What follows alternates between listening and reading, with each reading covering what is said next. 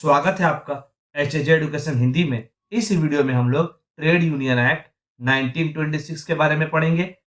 भारत में, इंडिया में labour laws के डेवलपमेंट में ट्रेड यूनियन एक्ट 1926 एक कॉर्नर स्टोन माना जाता है। कहने का मतलब है कि भारत में लेबर लॉज के डेवलपमेंट में ट्रेड यूनियन एक्ट 1926 ने एक अहम भूमिका निभाई है। आगे भारत में जब लेबर मूवमेंट का ग्रोथ हो रहा था, तब अर्ली 20th सेंचुरी में उसी मूवमेंट के रिस्पॉन्स में यह कानून सामने आता है, जिसका उद्देश्य था वर्किंग कंडीशंस को इम्प्रूव करना और एम्प्लॉइज के राइट्स को सेफगार्ड करना। Trade union act 1926 trade union के फॉर्मेशन और रेगुलेशन के लिए एक इम्पॉर्टेंट फ्रेमवर्क प्रोवाइड करता है। अच्छा, हमें यह बात जानना होगा कि ट्रेड यूनियन एक्ट 1926 लेबर के कंडीशन और इंडस्ट्रियल रिलेशंस को इम्प्रूव करने में काफी अहम भूमिका निभाता है।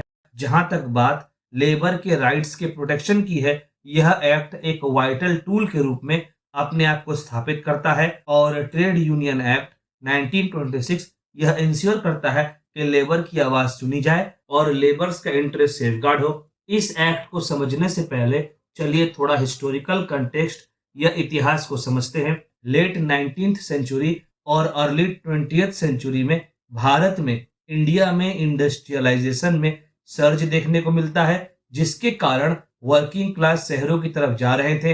हालांकि हमें इस बात को ध्यान में रखना होगा कि इस समय वर्किंग कंडीशन काफी पुअर था, लॉन्ग वर्किंग आवर्स था और लेबर को उनके काम के बदले प्रॉपर वेजेस भी नहीं मिलता था। इन सब की वजह से वर्कर्स अपने आप को ऑर्गेनाइज करने लगते हैं और यूनियन बनाने लगते हैं, ताकि वे कलेक्टिव रूप से बेटर कंडीशंस की मांग कर सकें। ब्रिटिश कॉलोनियल गवर्नमेंट ने वर्कर्स में ग्रोइंग अनरेस्ट को समझा और उन्हें ऐसा लगा कि इस एरिया में रेगुलेशन लाना जरूरी है। अच्छा, वर्कर्स में अनरेस्ट बढ़ने की वजह से ट्रेड यूनियन एक्ट 1926 को लाया गया और यूनियन बनाने के प्रोसेस को फॉर्मलाइज किया गया और यूनियन के ऑपरेशन के लिए एक लीगल फ्रेमवर्क प्रोवाइड किया गया। अब आपके मन में यह सवाल उठ सकता है कि ट्रेड यूनियन एक्ट 1926 का ऑब्जेक्टिव्स क्या रहा होगा। ट्रेड यूनियन एक्ट 1926 को लाने का कुछ ऑब्जेक्टिव्स था। चलिए पहले ट्रेड यूनियन एक्ट 1926 के ऑब्जेक्टिव्स को पढ़ते हैं। पहला, इस एक्ट के माध्यम से ट्रेड यूनियंस को रजिस्ट्रेशन प्रोवाइड करने का प्रयास किया गया और लीगल रिकॉग्निशन प्रोवाइड करने का प्रयास किया गया। अगला ऑब्जेक्टिव है रजिस्टर्ड ट्रेड यूनियंस को लीगल स्टेटस प्रोवाइड करना और उन्हें लीगल एंटिटी के रूप में फंक्शन करने में हेल्प करना। इस एक्ट का अगला लायबिलिटी है ट्रेड यूनियन और उनके मेंबर्स के राइट्स, लायबिलिटीज, ऑब्लिगेशंस को डिफाइन करना। अगला, ट्रेड यूनियन के फंड्स और एसेट्स का सेफगार्ड करना और उसे मिसयूज होने से बचाना। अगला, इंडस्ट्रियल डिस्प्यूट्स को कलेक्टिव बार्गेनिंग के माध्यम से रिजॉल्व करना और कलेक्टिव बार्गेनिंग को बढ़ावा देना। चलिए आगे बढ़ते हैं और ट्रेड यूनियन एक्ट 1926 के की प्रोविजंस को पढ़ते हैं। पहला, रजिस्ट्रेशन। इस एक्ट के अनुसार सारे ट्रेड यूनियन को ट्रेड यूनियन के रजिस्ट्रार के पास रजिस्ट्रेशन करना होगा।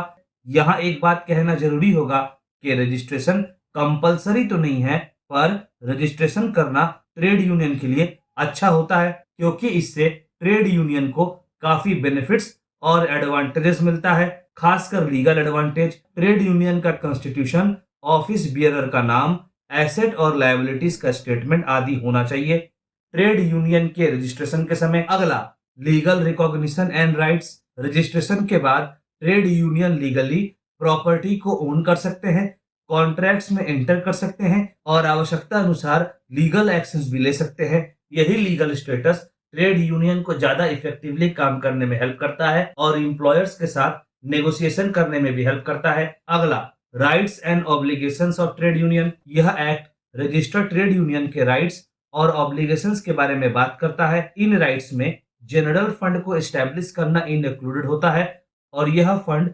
एडमिनिस्ट्रेटिव और स्पेशल पर्पस के लिए यूटिलाइज किया जाता है और ट्रेड यूनियन को अपने फाइनेंशियल कंडीशन से जुड़े एनुअल रिटर्न रजिस्ट्रार के पास सबमिट करना होता है।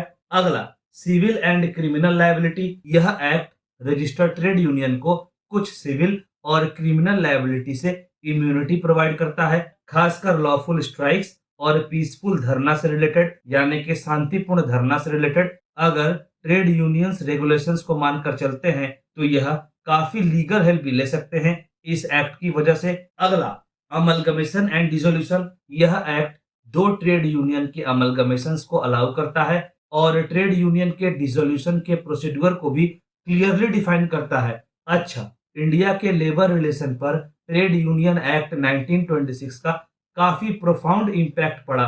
इस एक्ट ने ट्रेड यूनियन के फॉर्मेशन और ऑपरेशन को लीगल फ्रेमवर्क प्रोवाइड किया।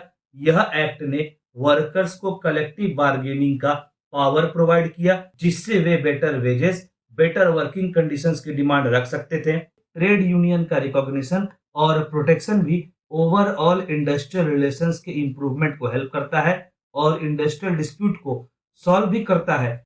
इस एक्ट ने ट्रेड यूनियन के मूवमेंट के ग्रोथ को काफी इनकरेज किया, जिससे लेबर्स को राइट्स दिलाने में हेल्प मिला। इस एक्ट का प्रभाव लेबर से जुड़े कानून पर भी देखने को मिलता है। बदलते समय के हिसाब से इस एक्ट में काफी बदलाव देखने को मिलता है ताकि इमर्जिंग इशू को एड्रेस किया जा सके और एक्ट को, कानून को रेलेवेंट बनाया जा सके। ट्रेड यूनियन एक्ट 1926 का भी क्रिटिसिज्म देखने को मिलता है। पहला, प्रेजेंस ऑफ हर्डल।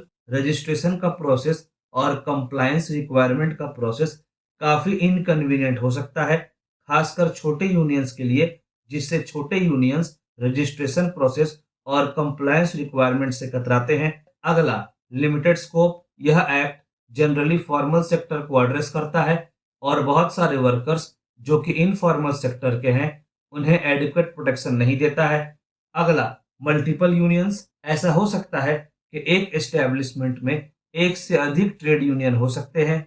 इस इशू को यह एक्ट प्रॉपरली डील नहीं करता है। अगला, पॉलिटिकल इंटरफेरेंस। भारत में ट्रेड यूनियंस अक्सर किसी न किसी पॉलिटिकल पार्टी से एफिलिएटेड होते हैं, तब उनके सामने दो इंटरेस्ट होता है, एक पॉलिटिकल पार्टी का इंटरेस्ट और दूसरा जिन वर्कर्स को वह ट्रेड यूनियन रिप्रेजेंट कर रहे हैं उनका इंटरेस्ट। तो कई बार ट्रेड यूनियन के सामने कन्फ्लिक्ट ऑफ इंटरेस्ट सामने आता है और इतना ही नहीं, कभी कभी तो उनका प्राइमरी ऑब्जेक्टिव जो कि वर्कर्स के इंटरेस्ट को रिप्रेजेंट करना है वह तक कॉम्प्रोमाइज हो जाता है।